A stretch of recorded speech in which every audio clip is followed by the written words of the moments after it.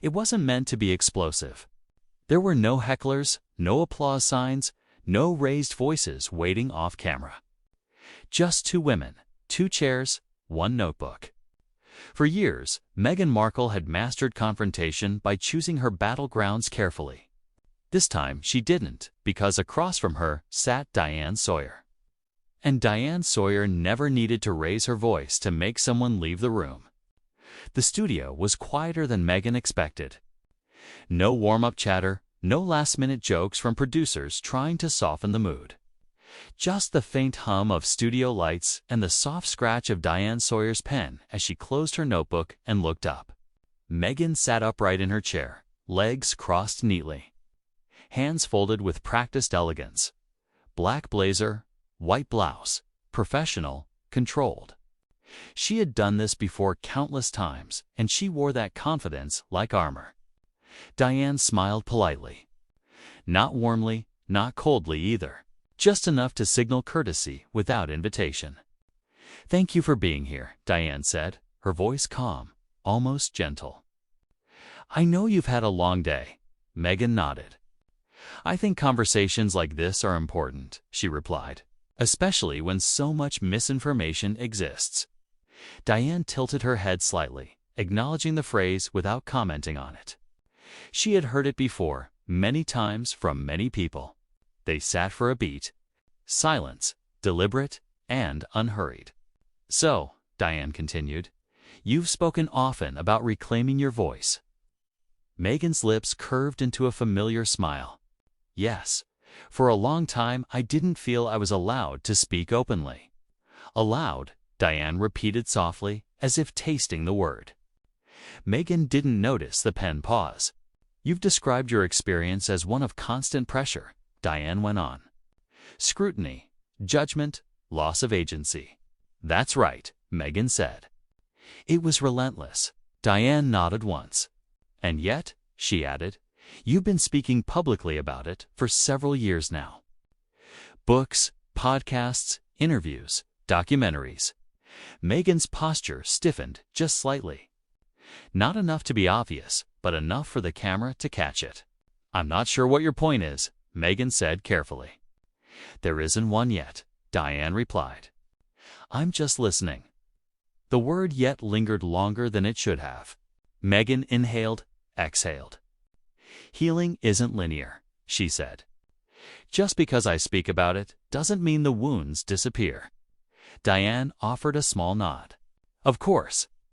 I wonder, does repeating a story ever change the way it's received?"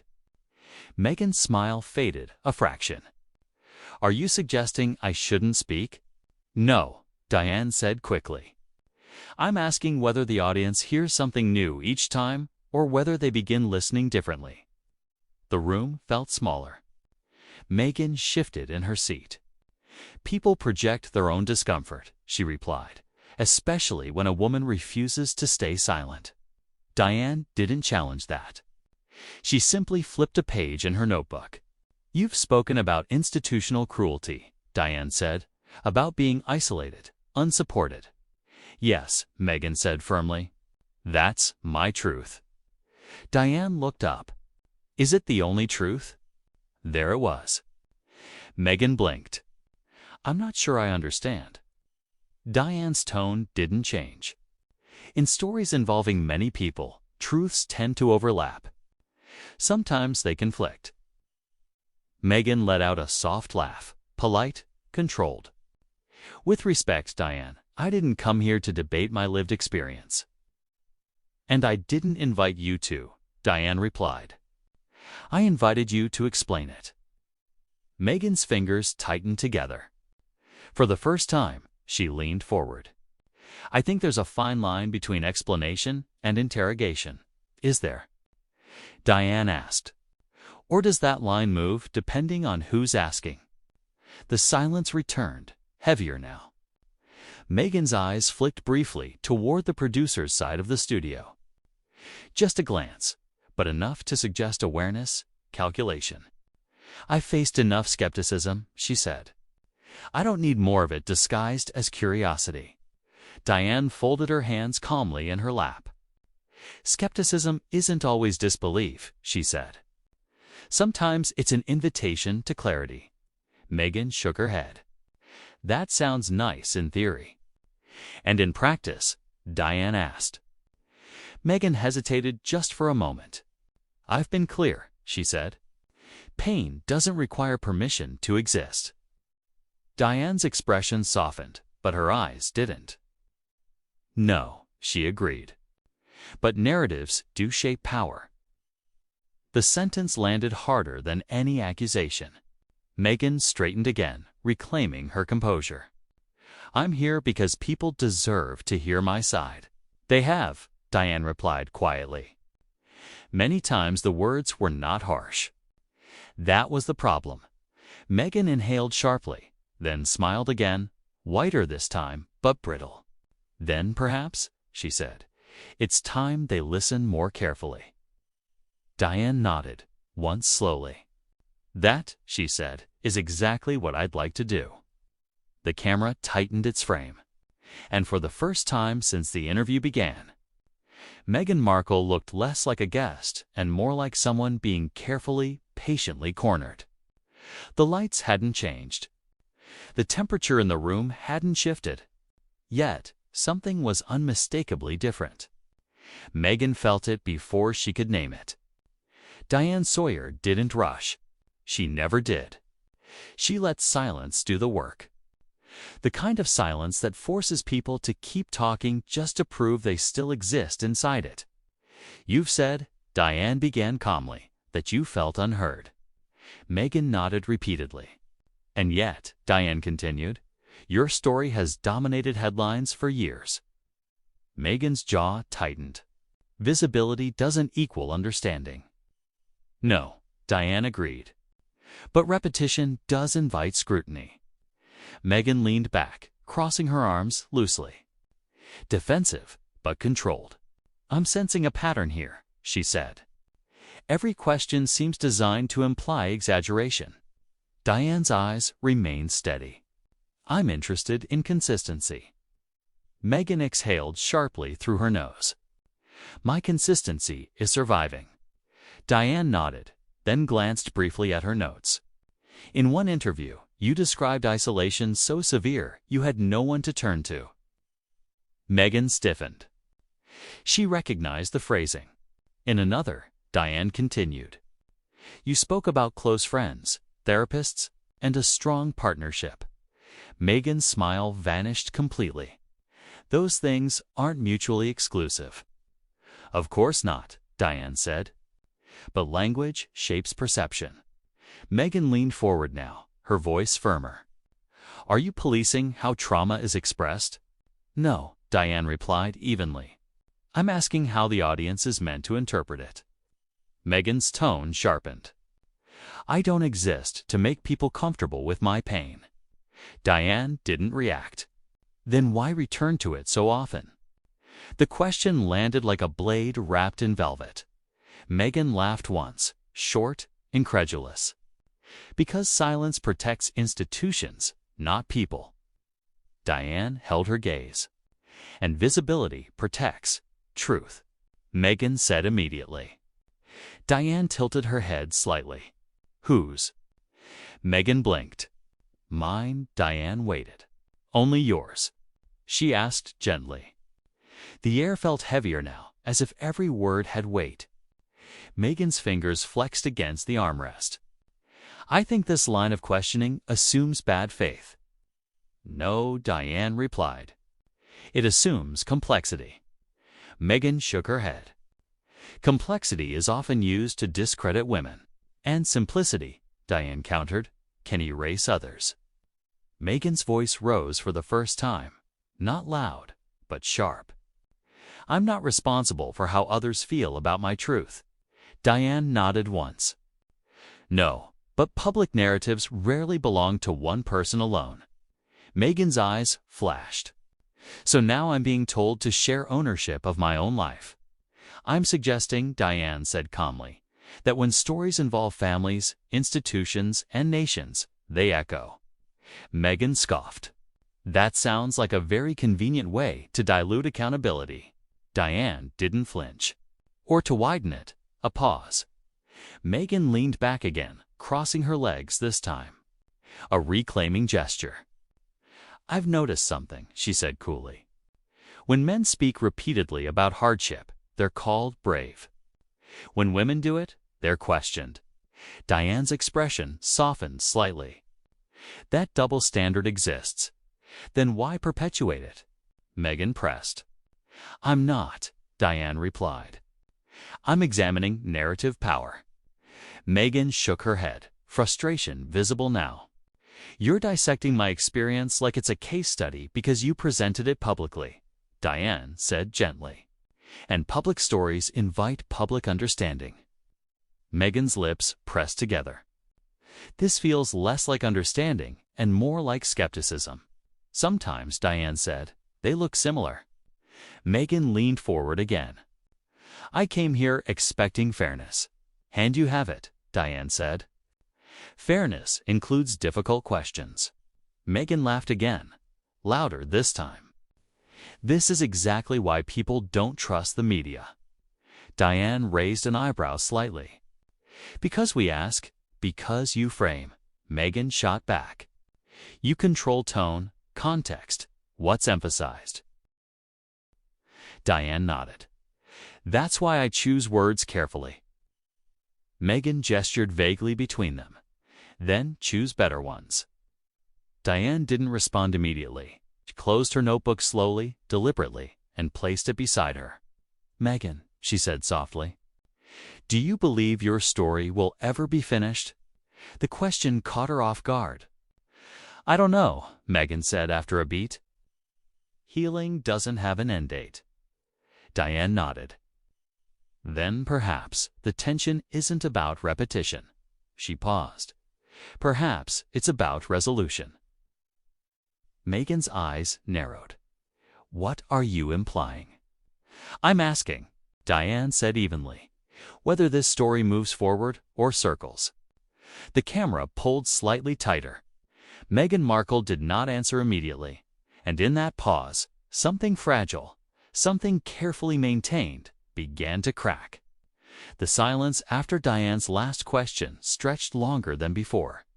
Meghan finally spoke, but her voice had changed. "You're framing this as a loop," she said, "as if I'm stuck." Diane didn't argue. She reached for the notebook again. "I want to read something," she said calmly. "Your words, not mine." Meghan's eyes flicked down, then back up.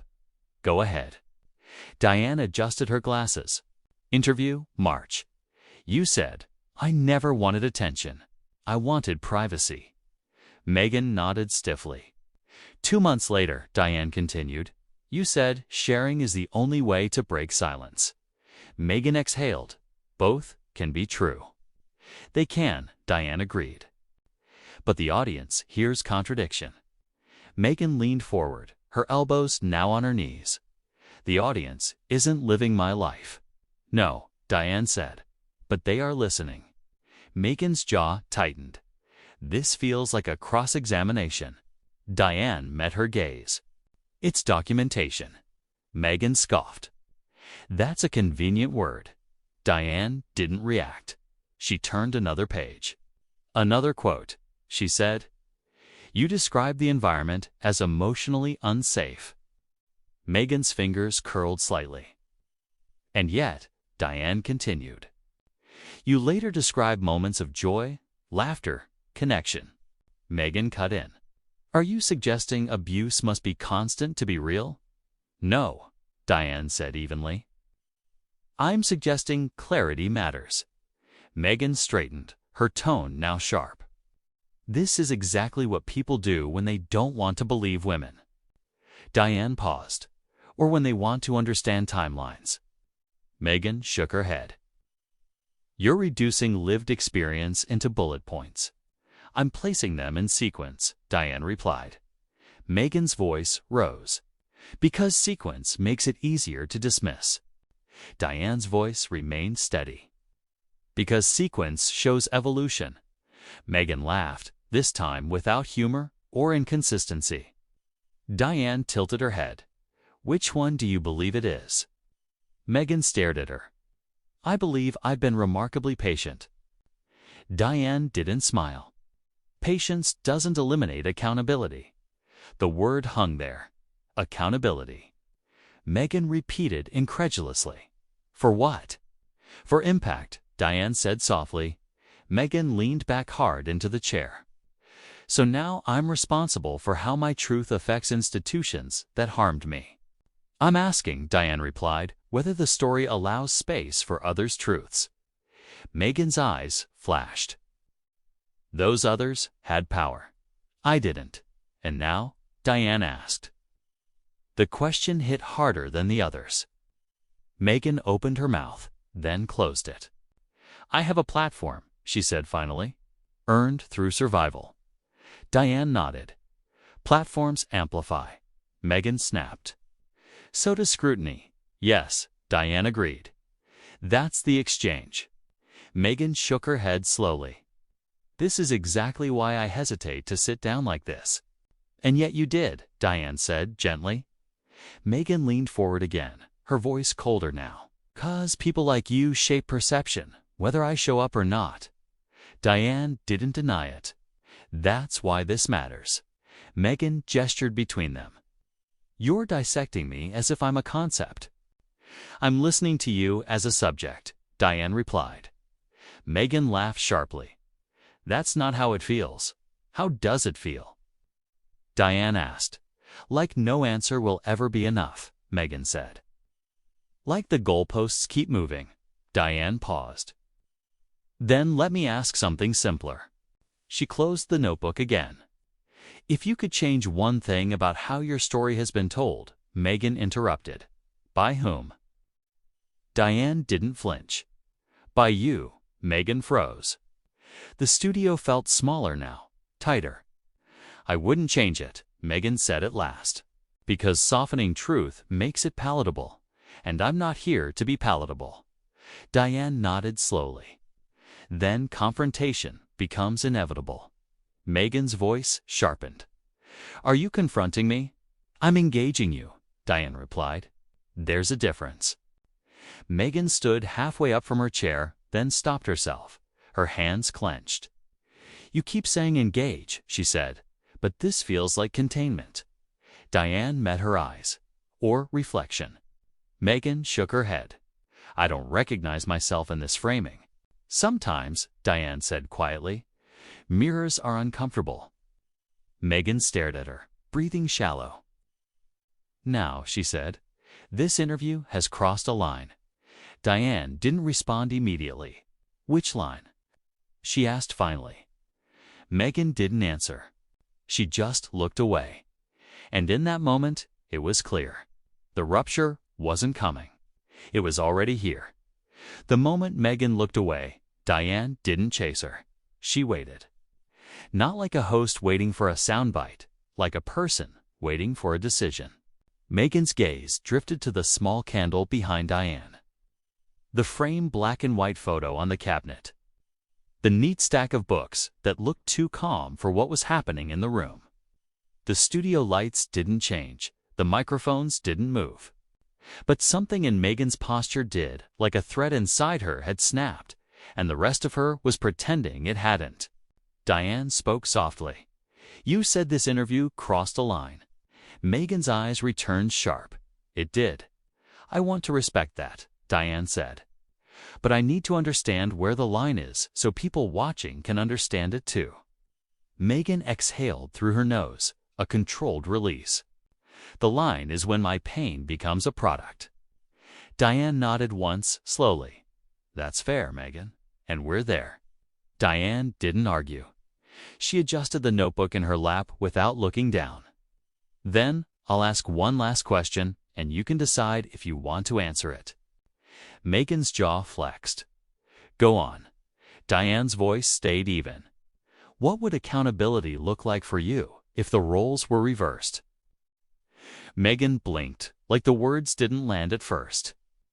What?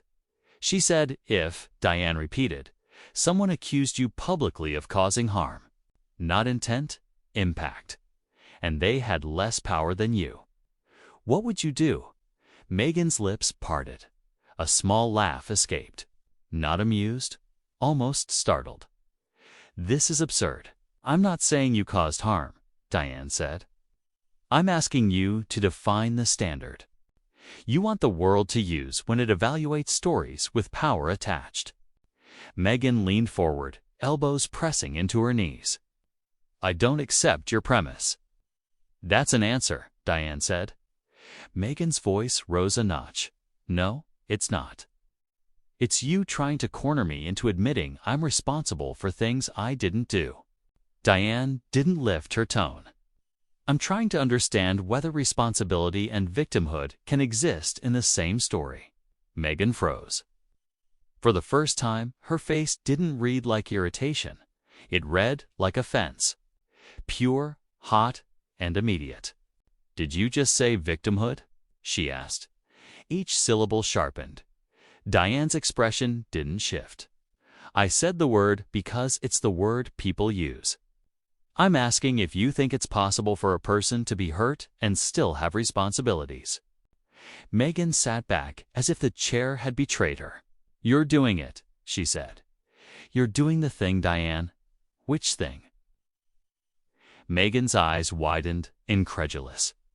The subtle undermining, the reasonable tone, the way you make the question sound neutral when it's actually loaded.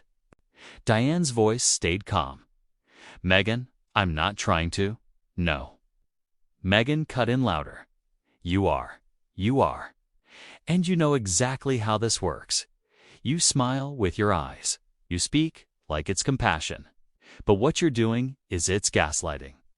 The word hit the room like a plate shattering. Diane's eyebrows lifted slightly. Not in anger, but in surprise. I'm not gaslighting you. Meghan leaned forward again. You're telling me my reality is inconsistent. My story is contradictory. And now you're saying responsibility belongs to me in the same breath as you use the language of victimhood. Diane's voice remained low, measured. I never said your reality wasn't real. I said clarity matters. Meghan's hands opened, palms up, then closed into fists. Clarity for who?